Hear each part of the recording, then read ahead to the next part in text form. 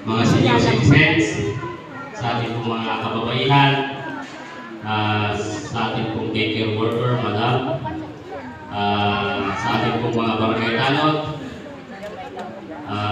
sa ating pong mga kasamahan sa council, secretary, sa ating pong magandang treasurer, sa ating pong info, sa ating pong ama ng ating barangay, Kapitan Tony Salvador Pagul, at sa inyo pong lahat na nandito, maraming salamat po. Alam ko po na bagaman kayo mga busy natin na kayo pong panahon ay pinag-aapit yung nandito po kayo para makinig po kayo ng pambarangay ulat. Maraming pong salamat. Ako po, ang sitio ko po ngayon ay sa Sitio Antukoy po. Ako po isang committee ko po ay appropriation. Ang ibig sabihin po, ako po yung nagbabantay sa pera sa kabanto ng ating barangay. Nakikita ko naman po yung mga papel ng ating barangay sa mga proyekto na nalalabas. Wala po kahit siko na walang lumalabas na naibubulsa.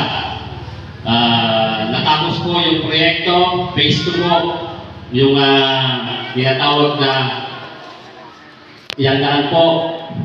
Natapos na po, naabutan lamang po ng election ban yung proyekto po ng ating daycare, saka sa daycare po sa Apalang.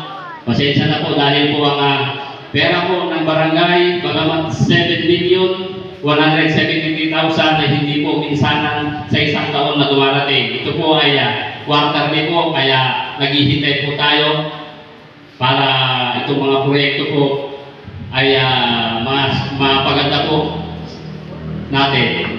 Nagpapasalamat po kami sa Sitio Antukoy sa proyekto po ng Barangay Council na kami po ay nag-resolution na ma-upgrade po yung daan sa Sitio Antukoy at sa masipag po nating kapitan na alam ko 3 beses po siya makyas sa munisipyo para itong proyekto po ito ay maumpisahan at ngayon po ay tapos na po yung na-upgrade sa Sitio Antukoy.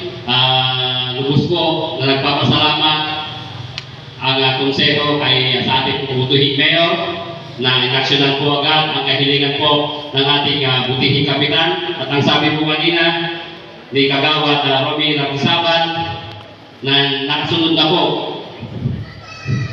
sa Manginto yung proyektong ito po.